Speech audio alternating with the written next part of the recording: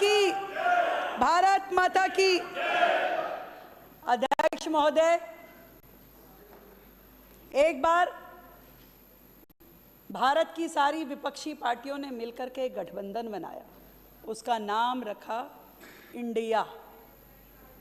नाम तो इंडिया रखा, परंतु यदि आंख बंद करके उन्हें सुने तो ऐसा पता ही नहीं चलता कि वो स्पोक्स पर्सन इंडिया के हैं कि पाकिस्तान के हैं। उनका माउथपीस भारत के लिए बात कर रहा है क्या अमेरिका की बात कर रहे हैं। ऐसे जितने लोग हैं, जब संसद में चर्चा हुई तो जोर जोर से चिल्लाए, ऑपरेशन सिंदूर पे बहुत सारे प्रश्न उठाए। उनके लिए काका हाथरसी ने एक कविता लिखी है, नाम और रूप का भेद।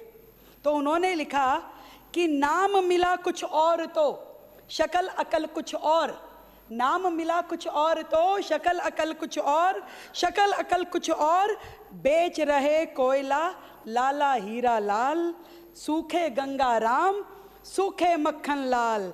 अरे सूखे मक्खन लाल झींकती माँ और दीदी, समझ रहे ना, माँ और दीदी, कि निकले बेटा आसा राम, कितने निराशावादी। जिनको अपनी देश के सेना के वक्तव्य पे विश्वास नहीं, जिनको अपने प्रधानमंत्री पे विश्वास नहीं, वो विश्वास करते हैं दूसरे देशों के आकाओं पे।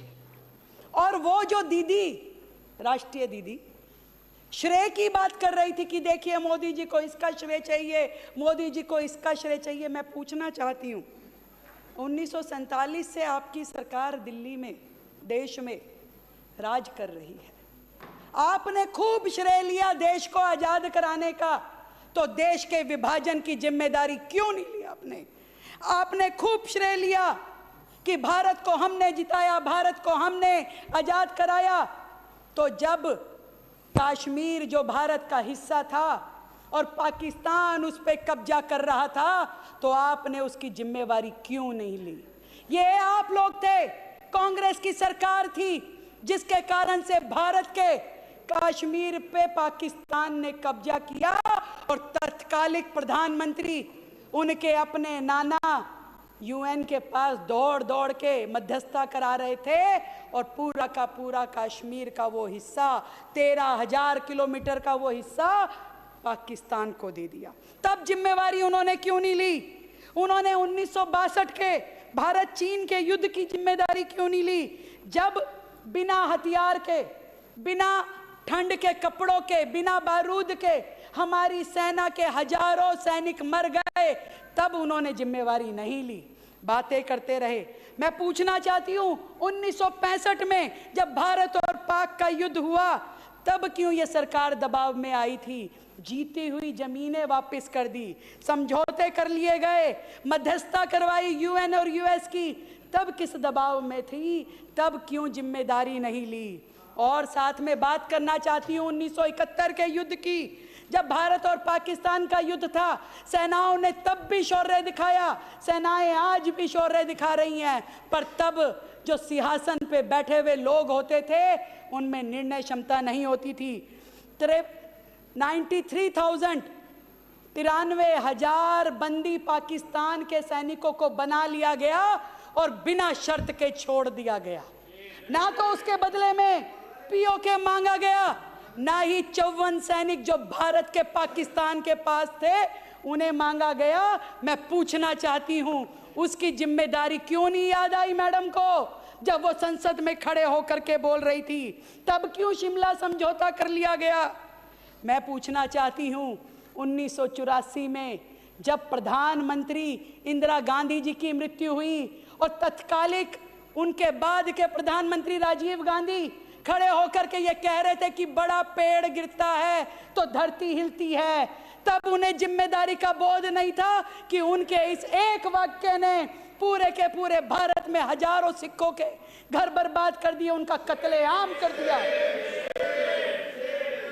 उसकी जिम्मेदारी उन्होंने क्यों नहीं ली? और उसके बाद से लेकर के जब तक मोदी जी की सरकार नहीं आई, कश्मीर घाटी में रोज पत्थर फेंके जाते थे, रोज कत्लेआम होते थे, रोज भारत बदनाम होता था।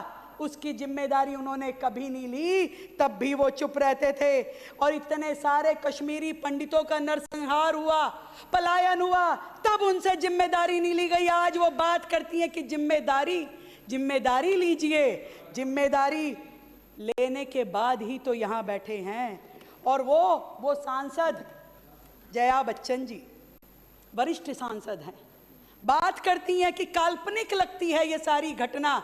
मैं उन्हें बताना चाहती हूँ आज इस सदन के माध्यम से, अभिनय की कला अलग है और संसद की गरिमा अलग है। उनके द्वारा कहे हुए ये शब्द सीधा सीधा सेनाओं का अपमान है जब वो कहती हैं कि एक पूरा का पूरा दृश्य काल्पनिक लगता है। मैं कहना चाहती हूँ कि वो सैनिक जो अपनी जान हथेली पे लेकर के सरहदों पे लड़ते हैं, वो उन्हें काल्पनिक लगता है। वो कहती हैं इसका नाम सिंदूर क्यों रखा गया। मैं उनको उनकी ही फिल्मी भाषा में बताना चाहती हूँ कि एक चुटकी सिंदूर की औकात आप क्या जाने जया मैडम। आपको नहीं मालूम कि इसकी वैल्यू क्या है, इसका आधार क्या है, इसका सम्मान क्या है। आप तो फिल्मी हस्ती हैं, फिल्मों के अंदर की दुनिया जानती हैं, उसके बाहर आपको कुछ नहीं पता। क्योंकि तुम्हारी राजनीति तो केवल आरोपों से चलती है और मोदी जी की साख जनता के भरोसे पे पलती है। ऑपरेशन सिंदूर उत्तर था उन सभी आंसुओं का जो हमारी बहनों की आंखों से निकले। ऑपरेशन सिंदूर उन सभी चीखों का उत्तर था जो उन माओं ने अपनी बेटों की अर्थी से लिपट लिपट के चिल्लाई और रोई, उसका जवाब था ऑपरेशन सिंदूर। और मैं बधाई देना चाहती हूँ आदरणीय प्रधानमंत्री जी को, देश की सभी माताओं बहनों की ओर से, जिन्होंने एक साहसी पिता, एक संवेदनशील भाई और एक दृढ़ शक्ति वाले राष्ट्र नायक की भूमिका निभाते हुए भारत की सभी बहनों का मान सम्मान और स्वाभिमान बचाया। ये सैन्य अभियान नहीं था, ये हर शहीद के परिवार का सम्मान था जो माननीय मोदी जी की वजह से मिला। और ये इन विपक्ष के लोगों पे तो वो गाना जचता है अध्यक्ष जी। वो कहते हैं ना कि इसको लुभाया तो क्या किया, उसको लुभाया क्या किया। वो गाना होता था कि दारा सिंह को लड़ाओ तो जाने, अमिताभ बच्चन को बुलाओ तो जाने। वो जचता है। जब 2016 में उरी की सर्जिकल स्ट्राइक हुई, तब ये कहते थे सबूत, तो कहते थे ये करके दिखाओ, सबूत लाके दिखाओ तो माने। मोदी जी ने सबूत ला दिया। अगली बार जब बालाकोट एयर स्ट्राइक हुई तो सबूत भी आ गए। तब इन्होंने कहा कि अरे भाई वो अभिनंदन चला गया, उसको वापस लाओ तो जाने। और मोदी जी की ताकत देखिए, अभिनंदन को भी वापस ले आए, पाकिस्तान खुद आकर के देखे गया। फिर इन्हें लगा कि अब क्या बोलें कि अब इसके अगला क्या है। तो इन्होंने कहा कि भाई आज आपने यहाँ पे जो किया है ये तो कर दिया, जो आतंकियों ने सीधा सीधा मारा, आपने आतंकी अड्डों पे हमला किया वो तो ठीक है, परंतु जो आतंकी सीधा सीधा गोली चला के गए उनको क्यों नहीं मारा। तो मोदी जी ने उसका भी जवाब दे दिया। हर हर महादेव ऑपरेशन के तहत उन 3 आतंकवादियों को भी मार दिया। फिर ये कहते हैं कि अब क्या बोलें। तो ये तो विपक्ष की भूमिका है। इन विपक्ष वालों का क्या कहें, इनको कुछ तो बोलना है। इन्हें भारत से प्यार नहीं है, इन्हें उन सब देश विरोधी ताकतों में प्यार है जहां इनको अपना प्रतिबिंब दिखता है। भारत की प्रगति में, भारत के आगे बढ़ने में ये लोग खुश नहीं हैं। ये चाहते हैं कि देश पिछड़ा रहे जैसे इनके कार्यकाल में पिछड़ा रहा। 2014 के बाद जिस तरीके से मोदी जी के नेतृत्व में भारत आगे बढ़ा है, जिस तरीके से हमारी शक्तियां, सैन्य शक्तियां पुरजोर होकर के, बिल्कुल मुस्त होकर के आगे बढ़ी हैं। हर दिवाली पे प्रधानमंत्री जी सेनाओं के साथ जाकर के दिवाली का बड़ा त्यौहार मनाते हैं। आप लोगों के जैसे नहीं अपने घरों में बैठ के गिफ्ट बटोरते हैं। प्रधानमंत्री और सेनाओं का दिल का रिश्ता है। आज देश की सरहदों पे लाखों माओं के बेटे खड़े होकर के देश की सरहदों की रक्षा करते हैं, उसका सम्मान होना जरूरी है।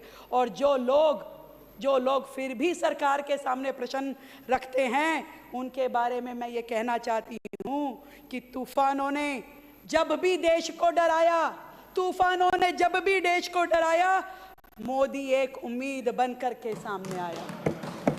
आंधियां चली थी चिराग बुझने को, पर वो खड़ा रहा उजाला बढ़ाने को। ना रुका ना झुका, ना रुका ना झुका, ना थमा किसी हाल में, लड़ता रहा देश के हर एक सवाल में, हर एक सवाल में।